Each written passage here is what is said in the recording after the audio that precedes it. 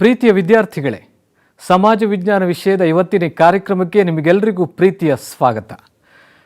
ಮಕ್ಕಳೇ, ಹಿಂದಿನ ಕಾರ್ಯಕ್ರಮದಲ್ಲಿ ನಾವು ಇತಿಹಾಸ ವಿಭಾಗದ ಮೊದಲ 3 ಅಧ್ಯಾಯಗಳಾದ ಭಾರತಕ್ಕೆ ಯುರೋಪಿಯನ್ನರ ಆಗಮನ, ಬ್ರಿಟಿಷ್ ಆಳ್ವಿಕೆಯ ವಿಸ್ತರಣೆ ಮತ್ತು ಬ್ರಿಟಿಷ್ ಆಳ್ವಿಕೆಯ ಪರಿಣಾಮಗಳು ಈ ಅಧ್ಯಾಯಗಳಲ್ಲಿ ಭಾರತಕ್ಕೆ ಬಂದಂತಹ ವಿವಿಧ ಯುರೋಪಿಯನ್ನರು, ಪ್ಲಾಸಿ ಕದನ, ಬಕ್ಸಾರ್ ಕದನ, ದ್ವಿಮುಖ ಸರ್ಕಾರ ಅಥವಾ ದ್ವಿಪ್ರಭುತ್ವ ಪದ್ಧತಿ ಹಾಗೂ 2ನೇ ಅಧ್ಯಾಯದಲ್ಲಿ ಆಂಗ್ಲೋ ಮರಾಠ ಯುದ್ಧಗಳು, ಆಂಗ್ಲೋ ಸಿಖ್ ಯುದ್ಧಗಳು, ಸಹಾಯಕ ಸೈನ್ಯ ಪದ್ಧತಿ ಮತ್ತು ದತ್ತು ಮಕ್ಕಳಿಗೆ ಹಕ್ಕಿಲ್ಲ ಎನ್ನುವ ನೀತಿ, ಹಾಗೆ 3ನೇ ಅಧ್ಯಾಯದಲ್ಲಿ ಬ್ರಿಟಿಷರು ಜಾರಿಗೆ ತಂದಂತಹ ವಿವಿಧ ರೀತಿಯ ಭೂಕಂದಾಯಗಳು, ಅವುಗಳಿಂದ ಉಂಟಾದಂಥ ಪರಿಣಾಮಗಳು, ಜೊತೆಗೆ ಬ್ರಿಟಿಷರು ಶಿಕ್ಷಣ ಪದ್ಧತಿಯಲ್ಲಿ ತಂದಂಥ ಸುಧಾರಣೆಗಳು, ಜೊತೆಗೆ ಆಂಗ್ಲ ಶಿಕ್ಷಣ ಪದ್ಧತಿಯಿಂದ ಉಂಟಾದಂತಹ ಪರಿಣಾಮಗಳ ಬಗ್ಗೆ ನಾವು ತಿಳಿದುಕೊಂಡಿದ್ದೆವು.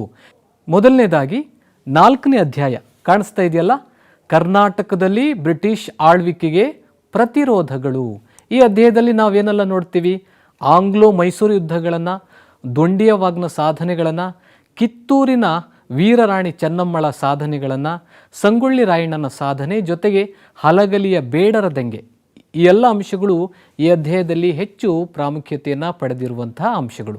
ಹಾಗಾದರೆ ಇವುಗಳನ್ನು ನಾವು ಈಗ ಒಂದೊಂದಾಗಿ ನೋಡೋಣ ಬನ್ನಿ. ಮೊದಲನೇದಾಗಿ ಆಂಗ್ಲೋ ಮೈಸೂರು ಯುದ್ಧಗಳು.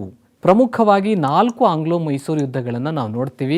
ಮೊದಲನೇ ಆಂಗ್ಲೋ ಮೈಸೂರು ಯುದ್ಧ 1767ರಿಂದ ಆರಂಭವಾಗಿ 1769ರವರೆಗೆ ಇದು ನಡೆದಿತ್ತು.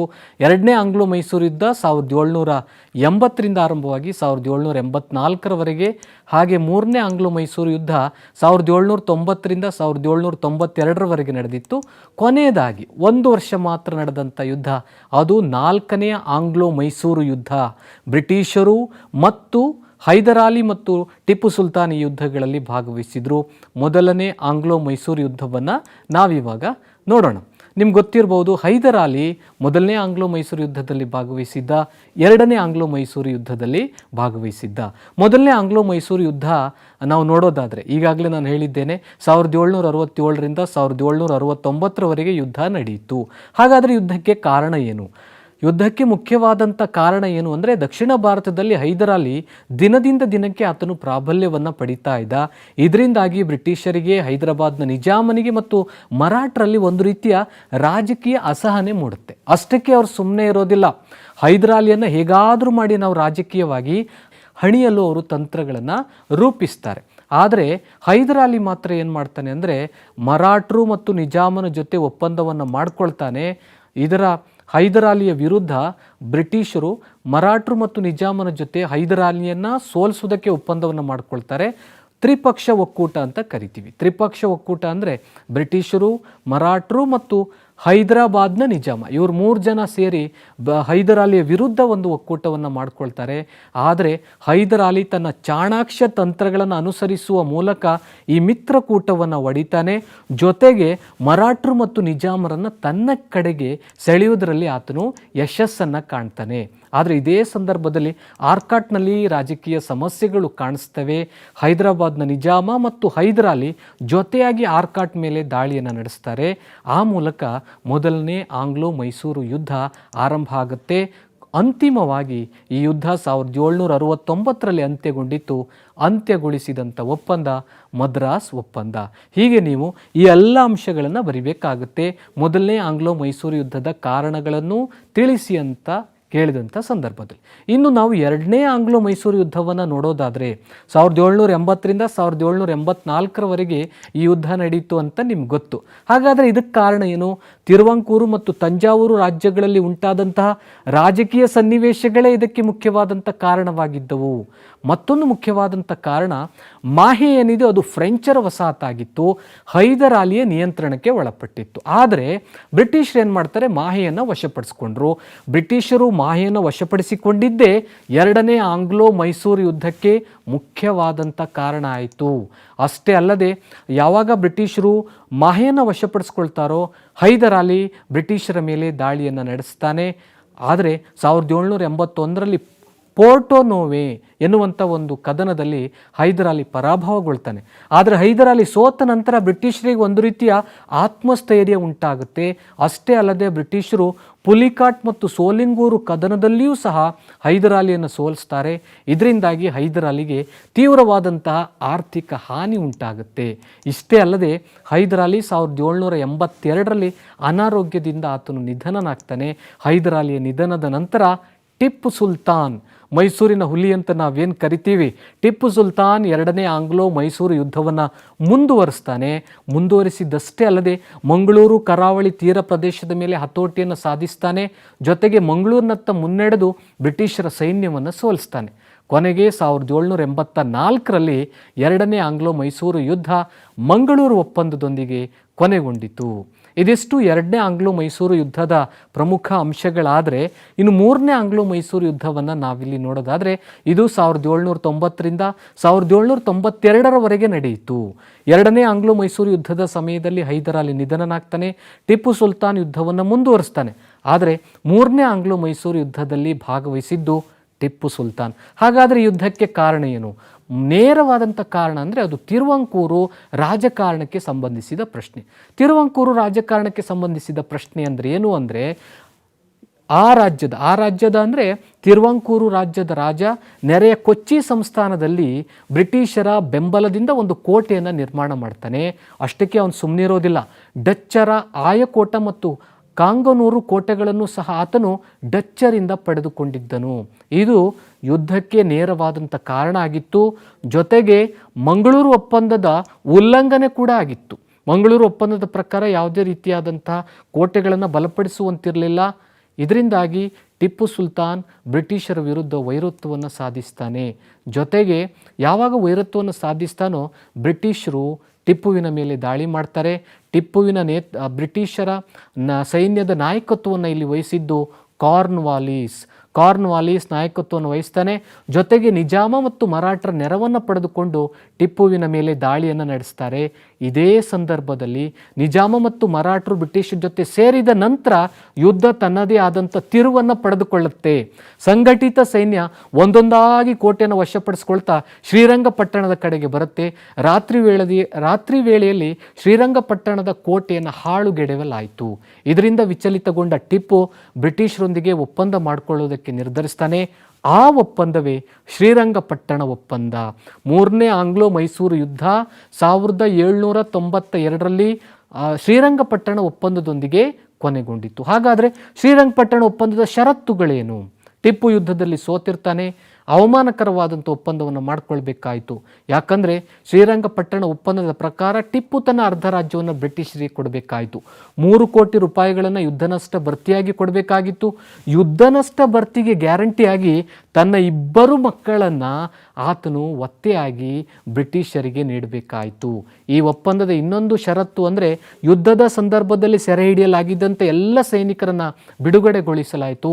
ಆಗಲೇ ಶ್ರೀರಂಗಪಟ್ಟಣದಲ್ಲಿ ಬ್ರಿಟಿಷರ ಸೈನಿಕರು ಇದ್ದರು. ಬ್ರಿಟಿಷರು ಸೈನಿಕರನ್ನು ಶ್ರೀರಂಗಪಟ್ಟಣದಿಂದ ಹಿಂತೆಗೆದುಕೊಂಡರು. ಇವೆಲ್ಲವುಗಳು ಶ್ರೀರಂಗಪಟ್ಟಣ ಒಪ್ಪಂದದ ಷರತ್ತುಗಳು. ಇನ್ನು 1799ರಲ್ಲಿ ನಡೆದಂಥ ಆಂಗ್ಲೋ ಮೈಸೂರು ಯುದ್ಧವನ್ನು ನೋಡೋದಾದರೆ ಇದಕ್ಕೂ ಸಹ ಅನೇಕ ಕಾರಣಗಳಿವೆ. ಹಾಗಾದರೆ ಈ ಯುದ್ಧಕ್ಕೆ ಕಾರಣಗಳೇನು ಅಂತ ನೀವಿಲ್ಲಿ ಕಾಣ್ತಾ ಇದೆಯಲ್ಲ, ಟಿಪ್ಪು ಭಾರತೀಯ ರಾಜರ ಒಕ್ಕೂಟವನ್ನು ತನ್ನೆಡೆಗೆ ಸೆಳೆದುಕೊಳ್ಳುವುದಕ್ಕೆ ಪ್ರಯತ್ನವನ್ನು ಮಾಡ್ತಾನೇ ಇದ್ದ. ತಮ್ಮ ಬದ್ಧ ವೈರಿಗಳಾದ ಫ್ರೆಂಚರೊಂದಿಗೆ ಟಿಪ್ಪು ಹೊಂದಿದ್ದಂಥ ಸಂಬಂಧಗಳು ಬ್ರಿಟಿಷರಲ್ಲಿ ಟಿಪ್ಪುವಿನ ವಿರುದ್ಧ ವೈರತ್ವ ಭಾವನೆಯನ್ನು ಬೆಳೆಸಿದವು.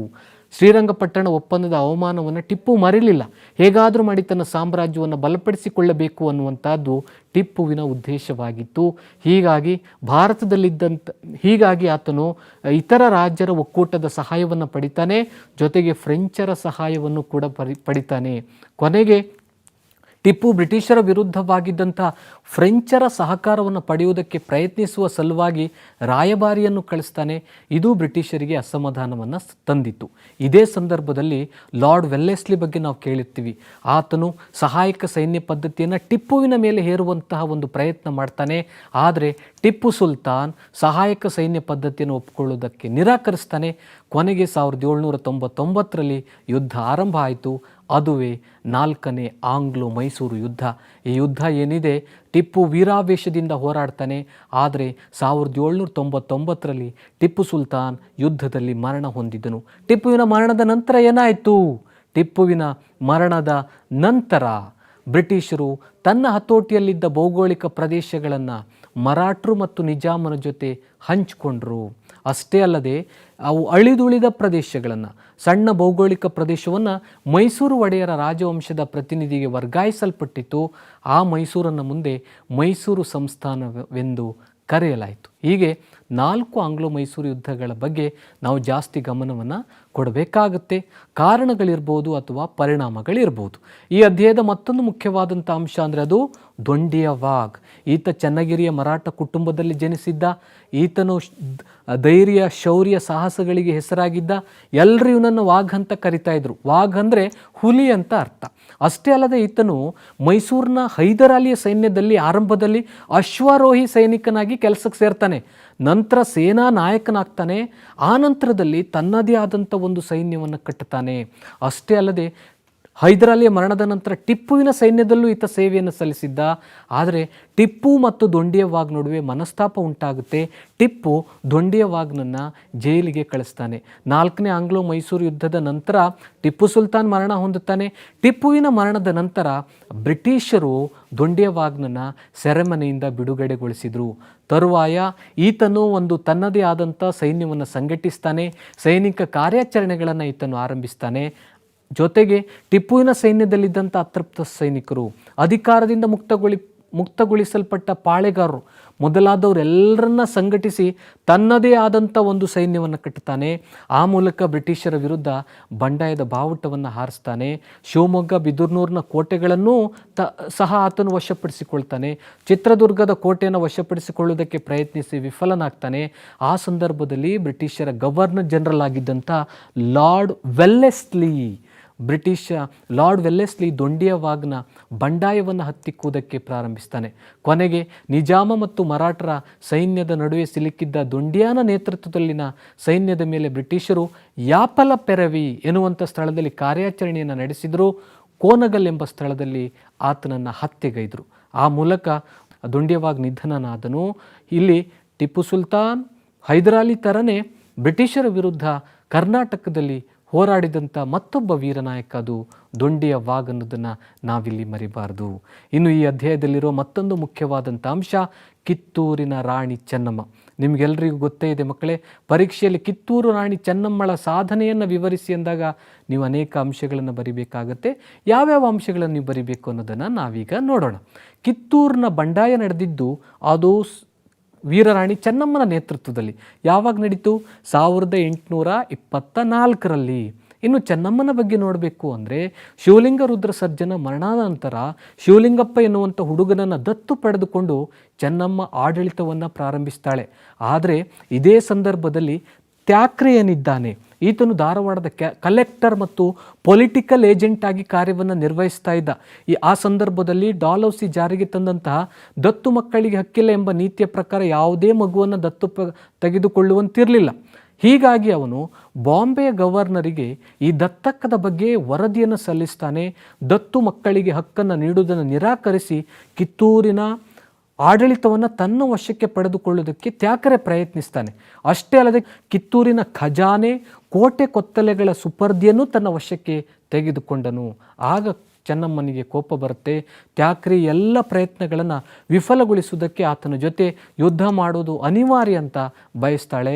ಜೊತೆಗೆ ತ್ಯಾಕ್ರೆಯ ಮೇಲೆ ದಾಳಿ ಮಾಡ್ತಾಳೆ. ದಾಳಿಯ ನಂತರ ಈ ಯುದ್ಧದಲ್ಲಿ ತ್ಯಾಕ್ರೆ ಗುಂಡೇಟಿಗೆ ಬಲಿಯಾಗ್ತಾನೆ. ನಂತರ ಚೆನ್ನಮ್ಮ ಅನೇಕ ಬ್ರಿಟಿಷ್ ಸೈನಿಕರನ್ನು ಸೆರೆಮನೆಗೆ ದೂಡಿದಳು. ಆದರೆ ಇದೇ ಸಂದರ್ಭದಲ್ಲಿ ಬ್ರಿಟಿಷರು ಕಿತ್ತೂರನ್ನು ಹೇಗಾದರೂ ಮಾಡಿ ವಶಪಡಿಸಿಕೊಳ್ಳಲೇಬೇಕು ಅನ್ನುವಂಥ ಒಂದು ನಿರ್ಧಾರವನ್ನು ಮಾಡ್ತಾರೆ. ನಿರ್ಧಾರದ ನಂತರ ಬ್ರಿಟಿಷರು ಲೆಫ್ಟಿನೆಂಟ್ ಕರ್ನಲ್ ಡೀಕನನ್ನು ಕಳಿಸ್ಕೊಡ್ತಾರೆ. ಆತನು ಕಿತ್ತೂರಿಗೆ ಮುತ್ತಿಗೆ ಹಾಕ್ತಾನೆ. ಇದೇ ಸಂದರ್ಭದಲ್ಲಿ ರಾಣಿ ಚೆನ್ನಮ್ಮ ವೀರಾವೇಶದಿಂದ ಬ್ರಿಟಿಷರ ವಿರುದ್ಧ ಹೋರಾಡ್ತಾಳೆ. ಆದರೆ ಬ್ರಿಟಿಷರು ರಾಣಿ ಚೆನ್ನಮ್ಮಳನ್ನು ಸೆರೆ ಹಿಡಿತಾರೆ. ಕಿತ್ತೂರು ಬ್ರಿಟಿಷರ ವಶವಾಯಿತು. ಕೊನೆಗೆ ಸೆರೆ ಹಿಡಿಯಲ್ಪಟ್ಟಂತಹ ರಾಣಿ ಚೆನ್ನಮ್ಮ ಮತ್ತು ಆಕೆಯ ಸಹಚರರನ್ನು ಬೈಲಹೊಂಗಲದ ಕೋಟೆಯಲ್ಲಿ ಸೆರೆಮನೆಯಲ್ಲಿ ಇಡಲಾಯಿತು. ಚೆನ್ನಮ್ಮ ಮರಣ ಹೊಂದಿದರು. ಹೀಗಾಗಿ ಚೆನ್ನಮ್ಮ ಏನಿದ್ದಾರೆ ಇವತ್ತಿಗೂ ಸಹ ಆಕೆ ಆದರ್ಶಪ್ರಾಯಳಾಗಿದ್ದಾಳೆ. ಈ ಎಲ್ಲ ಅಂಶಗಳನ್ನು ನೀವು ಪರೀಕ್ಷೆಯಲ್ಲಿ ಬರಿಬೇಕಾಗತ್ತೆ. ರಾಣಿ ಚೆನ್ನಮ್ಮ ಅಂದ ತಕ್ಷಣ ನಮಗೆ ನೆನಪಾಗೋದು ಯಾರೋ? ಸಂಗೊಳ್ಳಿ ರಾಯಣ್ಣ. ಸಂಗೊಳ್ಳಿ ರಾಯಣ್ಣ ಬ್ರಿಟಿಷರ ವಿರುದ್ಧ 1829ರಿಂದ 30ರ ಸಂದರ್ಭದಲ್ಲಿ ಅವಧಿಯಲ್ಲಿ ಹೋರಾಟವನ್ನು ನಡೆಸಿದ್ದ. ಸಂಗೊಳ್ಳಿ ರಾಯಣ್ಣನ ಹೆಸರು ಕೂಡ ಅಜರಾಮರ ಮತ್ತು ಆದರ್ಶಪ್ರಾಯ ಎನಿಸಿದೆ. ಈತ ಒಬ್ಬ ವೀರ ಯೋಧನಾಗಿದ್ದ. ಕಿತ್ತೂರಿನ ಸ್ವಾತಂತ್ರ್ಯಕ್ಕಾಗಿ ಹೋರಾಡುವುದು ತನ್ನ ಆದ್ಯವಾದಂಥ ಕರ್ತವ್ಯ ಅಂತ ಆತ ಭಾವಿಸಿದ್ದ. ಈತನ ಮನೆತನದವರು ಪರಂಪರೆಯಿಂದಲೂ ಹಿಂದಿನಿಂದಲೂ ಸೈನಿಕರಾಗಿ ಸೇವೆಯನ್ನು ಸಲ್ಲಿಸ್ತಾ ಇದ್ರು.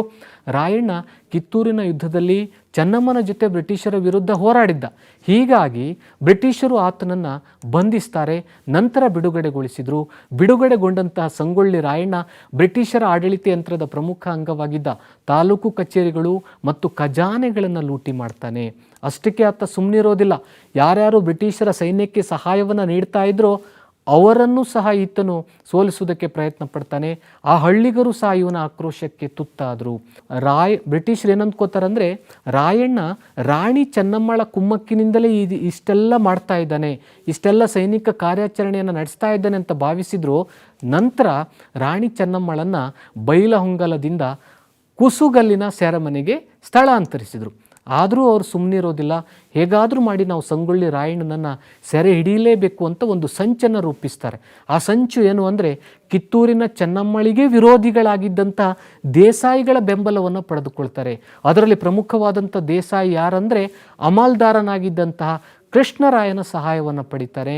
ಈತನ ಮೋಸದಿಂದ ಸಂಗೊಳ್ಳಿ ರಾಯಣ್ಣ ಬ್ರಿಟಿಷರ ಕೈಗೆ ಸಿಗ್ತಾನೆ.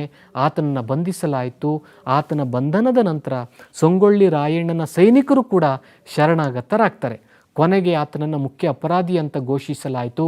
1831ರಲ್ಲಿ ನಂದಗಡದಲ್ಲಿ ಸಂಗೊಳ್ಳಿ ರಾಯಣ್ಣನನ್ನು ಗಲ್ಲಿಗೇರಿಸಲಾಯಿತು.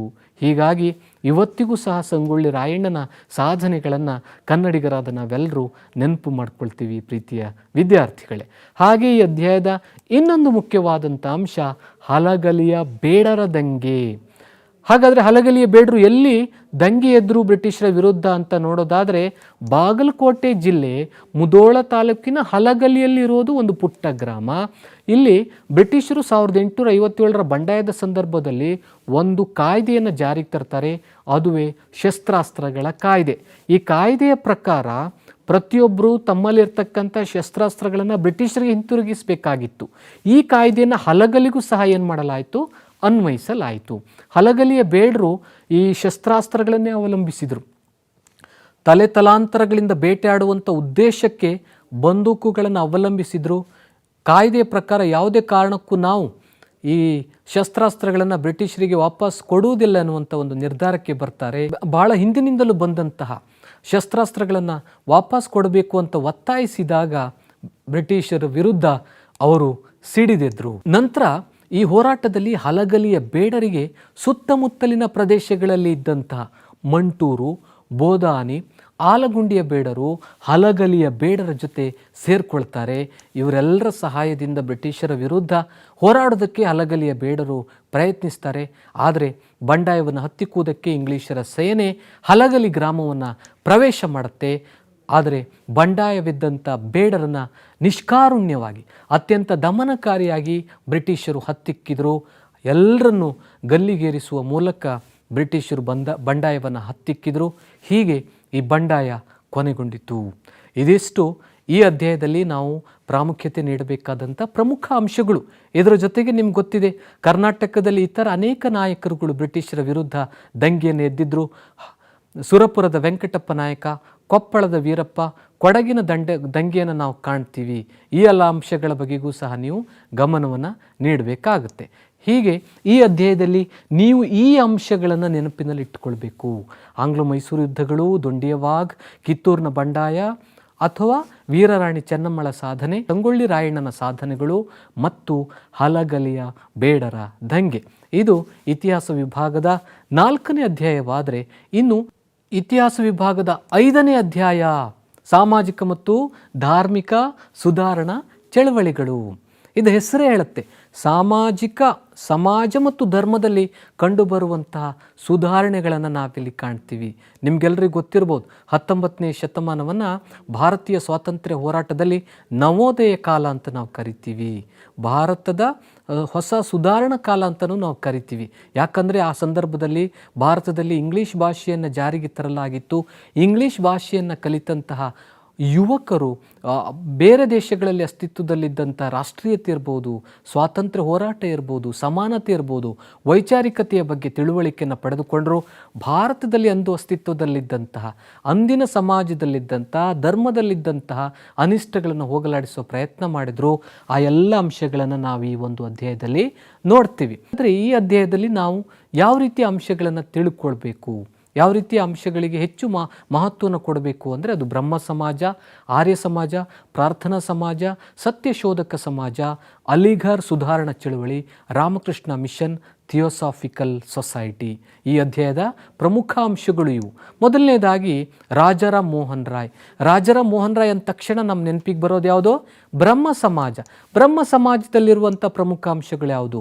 ಒಬ್ಬರೇ ದೇವ್ರನ್ನ ಪೂಜೆ ಮಾಡಬೇಕು ಅಂತ ಬ್ರಹ್ಮ ಸಮಾಜ ಪ್ರತಿಪಾದಿಸಿತು. ಅಂದು ಸಮಾಜದಲ್ಲಿರ್ತಕ್ಕಂಥ ಅರ್ಥಹೀನ ಆಚರಣೆಗಳನ್ನು ಅದು ವಿರೋಧಿಸಿತು. ಪ್ರತಿಯೊಬ್ಬ ವ್ಯಕ್ತಿ, ಸಮಾಜದಲ್ಲಿರೋ ಪ್ರತಿಯೊಬ್ಬ ವ್ಯಕ್ತಿಯು ಘನತೆಯಿಂದ ಬಾಳಬೇಕು. ಆ ಘನತೆಗೆ ಯಾವುದೇ ನೀತಿ ನಿಯಮಗಳಾಗಲಿ ಆಚರಣೆಗಳಾಗಲಿ ಅಡ್ಡಿ ಬರಬಾರ್ದು ಅನ್ನೋದು ಬ್ರಹ್ಮ ಸಮಾಜದ ನಿಲುವಾಗಿತ್ತು. ಬಹುಪತ್ನಿತ್ವವನ್ನು ವಿರೋಧಿಸಿದರು. ಸ್ತ್ರೀಯರಿಗೆ ಸಮಾನತೆಯನ್ನು ಕೊಡಬೇಕು ಅಂತ ಇವರು ಆಶಿಸಿದರು. ವಿಶೇಷವಾಗಿ ವಿಧವೆಯರ ದುಸ್ಥಿತಿಯನ್ನು ಹೋಗಲಾಡಿಸುವ ಸಲುವಾಗಿ ಅವರು ಆಸ್ತಿಯಲ್ಲಿ ಪಾಲು ನೀಡಬೇಕು ಅಂತ ಬ್ರಹ್ಮ ಸಮಾಜ ಪ್ರತಿಪಾದಿಸಿತು. ಜೊತೆಗೆ ಬಾಲ್ಯ ವಿವಾಹವನ್ನು ಸಹ ಇದು ಖಂಡಿಸಿತು. ಒಳ್ಳೆಯದೆಲ್ಲಿದ್ದರೂ ಪರವಾಗಿಲ್ಲ, ಅದನ್ನು ಸ್ವೀಕರಿಸಬೇಕು ಅಂತ ಬ್ರಹ್ಮ ಸಮಾಜ ಹೇಳುತ್ತೆ. ವೇದಾಂತ ಮತ್ತು ಉಪನಿಷತ್ತುಗಳು ಈ ಆಶಯಗಳನ್ನು ಬೋಧಿಸುತ್ತವೆ ಎಂದು ಬ್ರಹ್ಮ ಸಮಾಜ ಸಾರಿತು. ಈ ಎಲ್ಲ ಅಂಶಗಳನ್ನು ನೀವು ಗಮನದಲ್ಲಿ ಇಟ್ಕೋಬೇಕಾಗುತ್ತೆ. ಇನ್ನೊಂದು ದಯಾನಂದ ಸರಸ್ವತಿ. ದಯಾನಂದ ಸರಸ್ವತಿ ಅಂದಾಗ ನಮ್ಮ ನೆನಪಾಗುವುದು ಯಾವುದು? ಸತ್ಯಾರ್ಥ ಪ್ರಕಾಶ, ವೇದಗಳಿಗೆ ಹಿಂತಿರುಗಿ ಎನ್ನುವಂಥ ಘೋಷಣೆ, ಜೊತೆಗೆ ಆರ್ಯ ಸಮಾಜ. ಹಾಗಾದರೆ ದಯಾನಂದ ಸರಸ್ವತಿಯವರು ಆರಂಭಿಸಿದ ಆರ್ಯ ಸಮಾಜದ ಮುಖ್ಯ ಉದ್ದೇಶಗಳೇನು?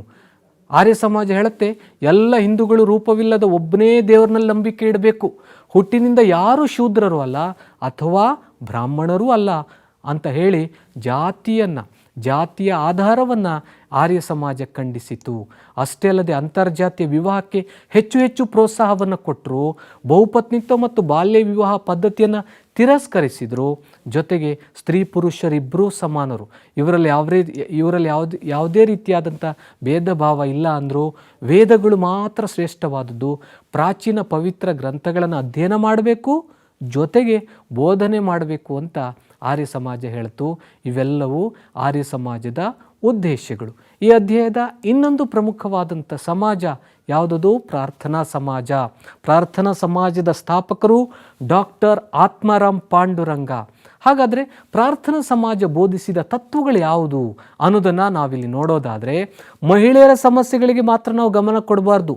ಶೂದ್ರರು, ಅತಿ ಶೂದ್ರ ಸಮುದಾಯಗಳು ಎದುರಿಸುತ್ತಿರುವಂಥ ಸಮಸ್ಯೆಗಳಿಗೂ ಸಹ ಪರಿಹಾರವನ್ನು ಕಂಡುಕೊಳ್ಳಬೇಕು ಅಂತ ಪ್ರಾರ್ಥನಾ ಸಮಾಜ ಮತ್ತು ಅದನ್ನು ಸ್ಥಾಪಿಸಿದ ಆತ್ಮಾರಾಮ್ ಪಾಂಡುರಂಗರು ಪ್ರತಿಪಾದಿಸಿದರು. ಪ್ರಾರ್ಥನಾ ಸಮಾಜವನ್ನು 1867ರಲ್ಲಿ ಆತ್ಮಾರಾಮ್ ಪಾಂಡುರಂಗ ಅವರು ಇದನ್ನು ಪ್ರಾರಂಭ ಮಾಡಿದ್ರು. ಪಶ್ಚಿಮದ ಆಧುನಿಕ ಆಲೋಚನೆಗಳ ಹಿನ್ನೆಲೆಯಲ್ಲಿ ಹಿಂದೂ ಧರ್ಮವನ್ನು ಪುನರ್ವಿಮರ್ಶಿಸಿಕೊಳ್ಳುವ ಅಗತ್ಯ ಇದೆ ಅಂತ ಈ ಸಂಘಟನೆ ಪ್ರತಿಪಾದಿಸಿತು. ಸಮಾಜ ಸುಧಾರಣೆ ಅನ್ನೋದು ಕೇವಲ ನಂಬಿಕೆಯಾಗಿ ಉಳಿಬಾರ್ದು, ಅವೆಲ್ಲವುಗಳು ವಾಸ್ತವದಲ್ಲಿ ಅನುಷ್ಠಾನಕ್ಕೆ ಬರಬೇಕೆನ್ನುವುದು ಪ್ರಾರ್ಥನಾ ಸಮಾಜದ ಆಶಯವಾಗಿತ್ತು. ಈ ಸಂಸ್ಥೆಯ ನೇತೃತ್ವದಲ್ಲಿ ಸ್ತ್ರೀಯರ ಶಿಕ್ಷಣಕ್ಕೆ ಮಹತ್ವ ಕೊಡಲಾಯಿತು. ನಿರ್ಗತಿಕರಿಗೆ ಬದುಕುವ ಆಸರೆಯನ್ನು ಕಲ್ಪಿಸುವಂತಹ ಕಾರ್ಯಕ್ರಮಗಳು ಕೂಡ ಅನುಷ್ಠಾನಗೊಂಡವು. ಇವೆಲ್ಲವುಗಳು ಪ್ರಾರ್ಥನಾ ಸಮಾಜದ ಪ್ರಮುಖವಾದಂಥ ಅಂಶಗಳು. ಇನ್ನೊಂದು ಮಹಾತ್ಮ ಜ್ಯೋತಿಬಾ ಫುಲೆ. ಇವ್ರನ್ನ ನೆನಪಿಸ್ಕೊಂಡಾಗ ನಮಗೆ ನೆನಪಾಗುವುದು ಯಾವುದು? ಸತ್ಯಶೋಧಕ ಸಮಾಜ. ಹಾಗಾದರೆ ಸತ್ಯಶೋಧಕ ಸಮಾಜದ ಬಗ್ಗೆ ನೋಡೋಣ ಈಗ. ಓಕೆ, ಸತ್ಯಶೋಧಕ ಸಮಾಜವನ್ನು ಆರಂಭಿಸಿದವರು ಮಹಾತ್ಮ ಜ್ಯೋತಿಬಾ ಫುಲೆ ಅನ್ನೋದು ನಿಮಗೆಲ್ಲ ಗೊತ್ತೇ ಇದೆ. ಇವರು ಗುಲಾಮಗಿರಿ ಮತ್ತು ಷಟ್ಕರ್ಯಚ್ಚ ಅಸೂದ್ ಎನ್ನುವ ಗ್ರಂಥವನ್ನು ರಚಿಸಿದರು. ಶಾಲೆಗಳನ್ನು ಪ್ರಾರಂಭಿಸಿ ಶೂದ್ರರು ಮತ್ತು ಹೆಣ್ಣು ಮಕ್ಕಳಿಗೆ ಸಹಾಯವನ್ನು ಮಾಡ್ತಾರೆ. ಅಷ್ಟೇ ಅಲ್ಲದೆ ಇವರು ಮಾಲಿ ಸಮುದಾಯಕ್ಕೆ ಸೇರಿದರೂ ಸಹ ತಮ್ಮ ಬಾವಿಯಲ್ಲಿ ಬೇರೆ ಜಾತಿಯವರಿಗೆ, ಅಸ್ಪೃಶ್ಯರಿಗೆ, ಇತರ ಜಾತಿಯವರಿಗೆ ನೀರು ಸೇದಿಕೊಳ್ಳುವುದಕ್ಕೆ ಅವಕಾಶವನ್ನು ಮಾಡಿಕೊಟ್ರು. ಮಹಾತ್ಮ ಜ್ಯೋತಿಬಾ ಫುಲೆಯವರ ಎಲ್ಲ ಕಾರ್ಯಗಳಲ್ಲಿ ಅವರಿಗೆ ನೆರವನ್ನು ನೀಡಿದ್ದು ಅವರ ಪತ್ನಿ ಸಾವಿತ್ರಿಬಾಯಿ ಫುಲೆ. ಅವರನ್ನು ಸಹ ನಾವು ಈ ಸಂದರ್ಭದಲ್ಲಿ ನೆನಪಿಸಿಕೊಳ್ಳೇಬೇಕು. ಇವರಿಬ್ಬರೂ ಸೇರಿ ಹೆಣ್ಣು ಮಕ್ಕಳಿಗೆ ವಸತಿ ನಿಲಯಗಳನ್ನು ಸ್ಥಾಪಿಸಿದರು. ಇವೆಲ್ಲವುಗಳು ಸತ್ಯಶೋಧಕ ಸಮಾಜದ ಪ್ರಮುಖ ಅಂಶಗಳು. ಇನ್ನು ಈ ಅಧ್ಯಾಯದ ಮತ್ತೊಂದು ಪ್ರಮುಖವಾದಂಥ ಅಂಶ ಅಲಿಗರ್ ಚಳುವಳಿ. ಅಲಿಗರ್ ಚಳುವಳಿಯನ್ನು ಆರಂಭಿಸಿದವರು ಯಾರು? ಸರ್ ಸೈಯದ್ ಅಹಮದ್ ಖಾನ್. ಸರ್ ಸೈಯದ್ ಅಹಮದ್ ಖಾನ್ ಅವರಿಂದ ಅಲಿಗರ್ ಸುಧಾರಣಾ ಚಳುವಳಿ ಆರಂಭ ಆಯಿತು. ಇವರೇನು ಹೇಳ್ತಾರೆ ಅಂದರೆ, ಕಾಲ ಬದಲಾದಂತೆ ಧರ್ಮವನ್ನು ನಾವೆಲ್ಲರೂ ಅರ್ಥೈಸಿಕೊಳ್ಳಬೇಕು. ನಮ್ಮ ಧರ್ಮವನ್ನು ಅರ್ಥೈಸಿಕೊಳ್ಳುವ ಮತ್ತು ಅದನ್ನು ಅರ್ಥ ಮಾಡಿಕೊಳ್ಳುವ ರೀತಿ ಬದಲಾಗಲೇಬೇಕು. ಇಲ್ಲದೆ ಹೋದರೆ ಧರ್ಮ ಜಡವಾಗುತ್ತದೆ ಅಂತ ಕರೆದ್ರು. ತಮ್ಮ ಜೀವನದ ಉದ್ದಕ್ಕೂ ಸಂಪ್ರದಾಯ, ಮೌಢ್ಯಗಳು, ಅಜ್ಞಾನ, ಅವೈಜ್ಞಾನಿಕ ಮನೋಧರ್ಮದ ವಿರುದ್ಧ ಸರ್ ಸೈಯದ್ ಅಹಮದ್ ಖಾನರು ಹೋರಾಟವನ್ನು ನಡೆಸಿದರು. ಅಷ್ಟೇ ಅಲ್ಲದೆ ಎಲ್ರಿಗೂ ತೆರೆದ ಮನಸ್ಸು ಇರಬೇಕು. ಒಂದು ವೇಳೆ ತೆರೆದ ಮನಸ್ಸು ಇಲ್ಲದೇ ಹೋದರೆ ಯಾವುದೇ ರೀತಿಯಾದಂಥ ಸಾಮಾಜಿಕ ಪ್ರಗತಿಯಾಗಲಿ ಬೌದ್ಧಿಕ ಪ್ರಗತಿಯಾಗಲಿ ಸಾಧ್ಯವಿಲ್ಲ ಅಂತ ಕರೆದ್ರು. ಮುಸ್ಲಿಂ ಸಮುದಾಯದಲ್ಲಿ ಅಂದು ಅಸ್ತಿತ್ವದಲ್ಲಿದ್ದಂಥ ಪರದಾ ಪದ್ಧತಿಯನ್ನು ಇವರು ಖಂಡಿಸಿದರು. ಮುಸ್ಲಿಂ ಹೆಣ್ಣು ಮಕ್ಕಳು ಎಲ್ಲರೂ ವಿದ್ಯಾವಂತರಾಗಬೇಕು ಅನ್ನೋದು ಸರ್ ಸೈಯದ್ ಅಹಮದ್ ಖಾನ್ ಅವರ ಆಶಯವಾಗಿತ್ತು. ಆದರೆ ಬಹುಪತ್ನಿತ್ವ, ಮುಸ್ಲಿಂ ಸಮುದಾಯದಲ್ಲಿ ಕಂಡು ಬಂದಿದ್ದಂತಹ ಬಹುಪತ್ನಿತ್ವಕ್ಕೆ ಇವರು ಬೆಂಬಲವನ್ನು ನೀಡಲಿಲ್ಲ. ಜೊತೆಗೆ ತಮ್ಮ ಆಲೋಚನೆಗಳನ್ನು ಕಾರ್ಯರೂಪಕ್ಕೆ ತರುವ ಉದ್ದೇಶದಿಂದ ಆಂಗ್ಲೋ ಓರಿಯೆಂಟಲ್ ಕಾಲೇಜನ್ನು ಅಲಿಗರ್ ಎನ್ನುವ ಸ್ಥಳದಲ್ಲಿ ಇವರು ಆರಂಭಿಸ್ತಾರೆ. ಪಾಶ್ಚಿಮಾತ್ಯ ವಿಜ್ಞಾನ ಮತ್ತು ಸಂಸ್ಕೃತಿಯ ಕುರಿತು ಚಿಂತನೆಗಳನ್ನು ಹರಡುವ ಉದ್ದೇಶದಿಂದ ಈ ಆಂಗ್ಲೋ ಓರಿಯೆಂಟಲ್ ಕಾಲೇಜನ್ನು ಇವರು ಬಳಸಿಕೊಳ್ತಾರೆ. ಮುಂದೆ ಈ ಕಾಲೇಜ್ ಅಲಿಗರ್ ಮುಸ್ಲಿಂ ವಿಶ್ವವಿದ್ಯಾಲಯವಾಗಿ ಬದಲಾಯಿತು. ಇದಿಷ್ಟು ಸರ್ ಸೈಯದ್ ಅಹಮದ್ ಖಾನ್ ಮತ್ತು ಅಲಿಗರ್ ಚಳುವಳಿ. ಇನ್ನು ರಾಮಕೃಷ್ಣ ಮಿಷನ್ ಬಗ್ಗೆ ನಾವು ನೋಡಲೇಬೇಕಾಗತ್ತೆ. ರಾಮಕೃಷ್ಣ ಪರಮಹಂಸರು ಮತ್ತು ಸ್ವಾಮಿ ವಿವೇಕಾನಂದರ ಬಗ್ಗೆ ನಾವು ಕೇಳಿರ್ತೀವಿ. ಸ್ವಾಮಿ ವಿವೇಕಾನಂದರಿಂದ ಆರಂಭಗೊಂಡಂಥ ಸಂಸ್ಥೆಯೇ ಅದು ರಾಮಕೃಷ್ಣ ಮಿಷನ್. ಯಾಕೆ ಅವರು ಆರಂಭಿಸಿದರು? ರಾಮಕೃಷ್ಣ ಪರಮಹಂಸರ ಚಿಂತನೆಗಳನ್ನು ಸಾರುವುದಕ್ಕೆ, ತಮ್ಮ ಸಾಂಸ್ಕೃತಿಕ ಮತ್ತು ಸಾಮಾಜಿಕ ಆಶಯಗಳನ್ನು ಜನರಿಗೆ ತಲುಪಿಸುವ ಉದ್ದೇಶದಿಂದ ಸ್ವಾಮಿ ವಿವೇಕಾನಂದರು ರಾಮಕೃಷ್ಣ ಮಿಷನನ್ನು ಆರಂಭಿಸ್ತಾರೆ. ಆದರೆ ಸ್ವಾಮಿ ವಿವೇಕಾನಂದರು ಜಾತಿ ವ್ಯವಸ್ಥೆ, ಅದರ ಶೋಷಣೆಯ ವಿವಿಧ ಮುಖಗಳು, ಬಡತನ, ಅನಕ್ಷರತೆ, ಅಜ್ಞಾನ ಮುಂತಾದಂತಹ ಅನಿಷ್ಟಗಳ ವಿರುದ್ಧ ತಮ್ಮ ಜೀವಿತಾವಧಿಯಲ್ಲಿ ನಿರಂತರವಾಗಿ ಅವರು ಹೋರಾಡ್ತಾರೆ. ಅಷ್ಟೇ ಅಲ್ಲದೆ ಸಮಾಜ ಸುಧಾರಣೆಗೆ ಸಂಬಂಧಿಸಿದಂತೆ ವಿವೇಕಾನಂದರ ಆಶಯ ಏನು ಅಂದರೆ, ಮೊದಲು ಜನರನ್ನ ವಿದ್ಯಾವಂತರಾಗಿ ಮಾಡಬೇಕು. ಜನರು ವಿದ್ಯಾವಂತರಾದರೆ ಅವರೇ ಸುಧಾರಣೆಯನ್ನು ತರ್ತಾರೆ, ಅವರೇ ಸುಧಾರಣೆಯನ್ನು ಬಯಸ್ತಾರೆ. ಶಾಸನ ರೂಪಿಸುವಂಥ ಸಂಸ್ಥೆಗಳು ಹೆಚ್ಚು ಹೆಚ್ಚು ಬರಬೇಕು. ಆ ಮುಖಾಂತರ ಸಮಾಜ ಸುಧಾರಣೆಯ ಕಾನೂನುಗಳು ಜಾರಿಗೊಳ್ಳಬೇಕು ಅಂತ ಅವರು ಬಯಸಿದರು. ಪಾಶ್ಚಿಮಾತ್ಯರ ಅಂಧಾನುಕರಣೆಯನ್ನು ನಾವ್ಯಾರೂ ಅನುಕರಿಸಬಾರ್ದು, ಅದನ್ನು ಬಿಡಬೇಕು ಅಂದರು. ಧರ್ಮದ ನಿಜವಾದಂಥ ಕರ್ತವ್ಯ ಅಂದರೆ ಕತ್ತಲೆಯಲ್ಲಿರುವವರಿಗೆ ಬೆಳಕನ್ನು ನೀಡಬೇಕು. ಇಲ್ಲದೇ ಹೋದರೆ ಅದು ಧರ್ಮವೇ ಅಲ್ಲ. ಕತ್ತಲೆಯಲ್ಲಿರುವವರಿಗೆ ಬೆಳಕು ನೀಡೋದಂದರೆ ಕಷ್ಟದಲ್ಲಿರುವವರಿಗೆ ಸಹಾಯವನ್ನು ಮಾಡಬೇಕು. ಯಾರ ಆತ್ಮ ಬಡವರಿಗಾಗಿ ಮಿಡಿಯುತ್ತದೆಯೋ ಅವನೇ ಮಹಾತ್ಮ. ಇಲ್ಲದೇ ಹೋದರೆ ಆತನು ದುರಾತ್ಮ ಅಂತ ವಿವೇಕಾನಂದರು ಕರೆದರು. 1893ರಲ್ಲಿ ಅಮೆರಿಕದ ಚಿಕಾಗೋ ನಗರದಲ್ಲಿ ಒಂದು ಸಮ್ಮೇಳನ ನಡೆಯಿತು. ಅದುವೇ ವಿಶ್ವ ಧಾರ್ಮಿಕ ಸಮ್ಮೇಳನ. ಈ ಸಮ್ಮೇಳನದಲ್ಲಿ ಸ್ವಾಮಿ ವಿವೇಕಾನಂದರು ಭಾಷಣ ಮಾಡಿದ್ರು. ಅವರು ಮಾಡಿದಂಥ ಭಾಷಣದಿಂದ ಪಾಶ್ಚಿಮಾತ್ಯರಿಗೆ ಭಾರತದ ಸಂಸ್ಕೃತಿಯ ಹಿರಿಮೆಯನ್ನು ಪರಿಚಯ ಮಾಡಿಕೊಳ್ಳುವುದಕ್ಕೆ ಸಾಧ್ಯವಾಯಿತು. ಇದೆಲ್ಲವೂ ರಾಮಕೃಷ್ಣ ಮಿಷನ್ ಮತ್ತು ಸ್ವಾಮಿ ವಿವೇಕಾನಂದರ ಬೋಧನೆಗಳು. ಈ ಅಧ್ಯಾಯದ ಇನ್ನೊಂದು ಮುಖ್ಯವಾದಂಥ ಅಂಶ ಥಿಯೋಸಾಫಿಕಲ್ ಸೊಸೈಟಿ. ಥಿಯೋಸಾಫಿಕಲ್ ಸೊಸೈಟಿ ಅಂದಾಗ ನಾವು ಇಬ್ಬರು ವ್ಯಕ್ತಿಗಳನ್ನು ನೆನಪು ಮಾಡ್ಕೊಳ್ತೀವಿ. ಯಾರದು? ಮೇಡಮ್ ಬ್ಲಾವಟ್ಸ್ಕೆ ಮತ್ತು ಕರ್ನಲ್ ಎಚ್.ಎಸ್. ಆಲ್ಕಾಟ್ ಇದನ್ನು ಆರಂಭಿಸಿದರು. ಇವರು ಮದ್ರಾಸ್ನ ಹತ್ತಿರ ಇರುವಂಥ ಅಡ್ಯಾರ್ ಎಂಬ ಕೇಂದ್ರದಲ್ಲಿ ಇದರ ಒಂದು ಕೇಂದ್ರ ಕಚೇರಿಯನ್ನು ಆರಂಭಿಸಿದರು. ಇದರ ಮುಖ್ಯವಾದಂಥ ಉದ್ದೇಶವನ್ನು ನಾವು ನೋಡೋದಾದರೆ, ಮೊದಲನೇದು ವಿವಿಧ ಧರ್ಮಗಳು ಮತ್ತು ದರ್ಶನಗಳು ಮತ್ತು ವಿಜ್ಞಾನಗಳ ತುಲನಾತ್ಮಕ ಅಧ್ಯಯನ ಮಾಡುವಂಥದ್ದು.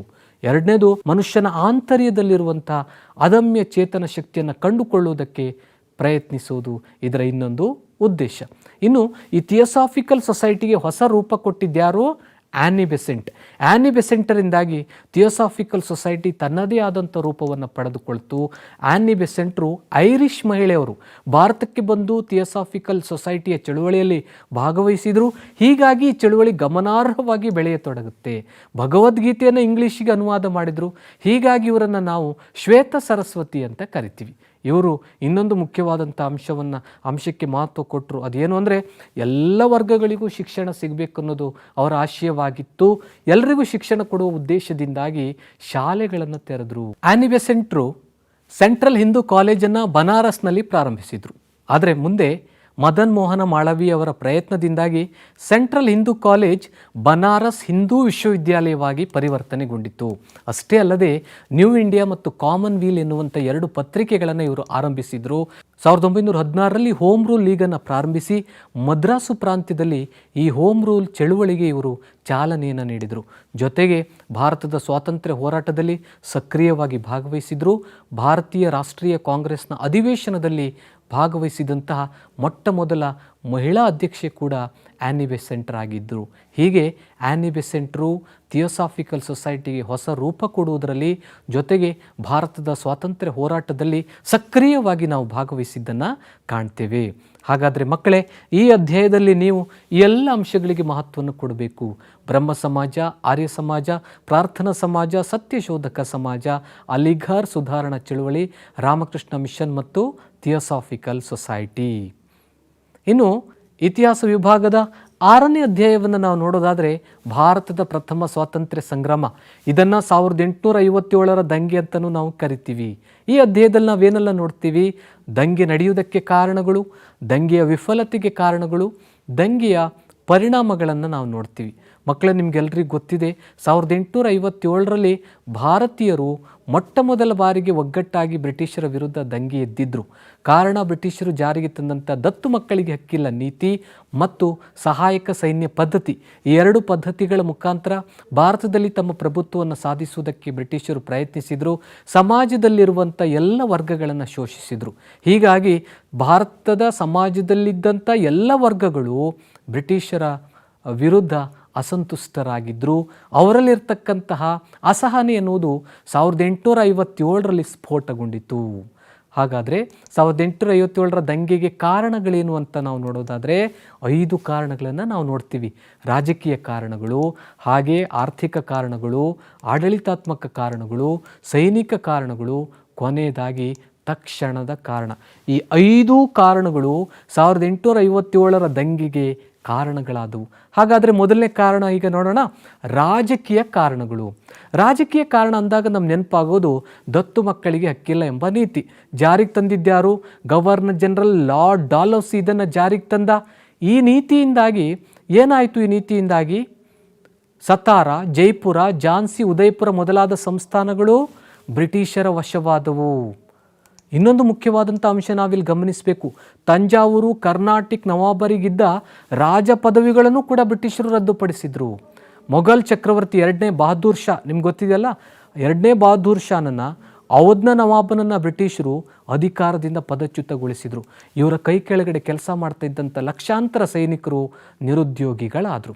ಹೀಗೆ ರಾಜಕೀಯ ಕಾರಣಗಳನ್ನು ಬರೀರಿ ಅಂದಾಗ ನೀವು ಈ ಅಂಶಗಳನ್ನು ಬರಿಬೇಕಾಗುತ್ತೆ ಮಕ್ಕಳೇ. ಇನ್ನು ಮುಂದಿನ ಕಾರಣ ಆರ್ಥಿಕ ಕಾರಣ.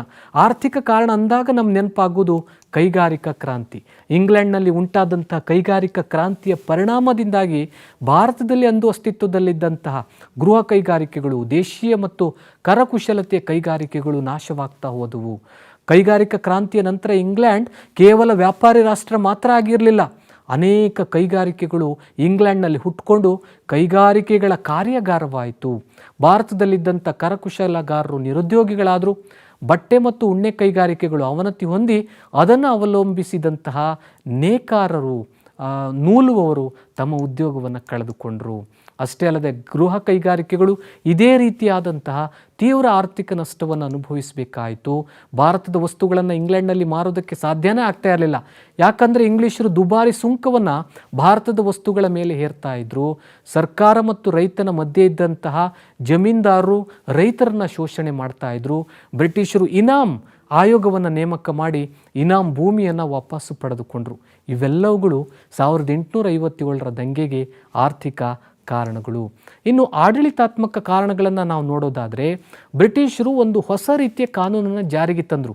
ಅದನ್ನು ಹೊಸ ನಾಗರಿಕ ಮತ್ತು ಅಪರಾಧ ಕಾಯ್ದೆ ಅಂತ ನಾವು ಕರಿತೀವಿ.